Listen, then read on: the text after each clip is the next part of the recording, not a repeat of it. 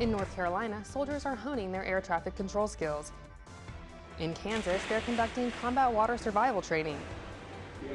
And in Florida, soldiers are diving out of helicopters for halo training, demonstrating that soldiers must truly be masters of land, air, and sea operations.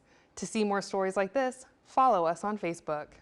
Today, the types of rehabilitation for our wounded veterans are as wide as the road, and that's where we find this group of veterans riding from Canada to Key West on three-wheeled motorcycles, which help to accommodate an array of medical conditions.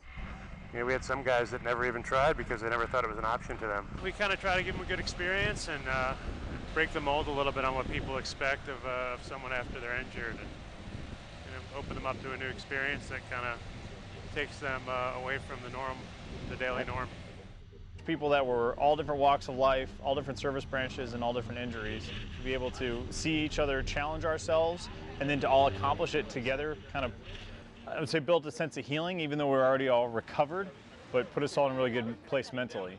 You could see the healing power in the ride from what I was on last year, and I'm sure that the guys and gals are going to experience it this year.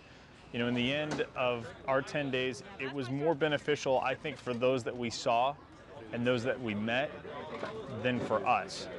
It was more healing for them because they saw us going, okay, wow, if they're doing it, I can do it too. We all left with a sense of feeling complete, feeling whole, and just ready to take on the next challenge. It took this group of riders 8 days to get from Canada to Key West, Florida. The Syrian Electronic Army has claimed responsibility for the cyber attack on Army.mil. The Chief of Public Affairs for the Army, Brigadier General Malcolm Frost, confirms the hacking incident. Today, an element of Army.mil's service provider's content was compromised. After this came to our attention, the Army took appropriate preventative measures to ensure there was no breach of Army data by taking down the website temporarily. The website is now back up and running. Last week, we talked about the new ACUs. At the Army Birthday Town Hall, Sergeant Major of the Army, Daniel Daly, brought up another possible change on the horizon, but soldiers didn't seem too upset about this one. Just to share with you, the most recent recommendation for uniform changes is that soldiers would like to now have black socks with the new black PT uniform. So can I have a show of hands of soldiers that would prefer black socks over white socks? Okay.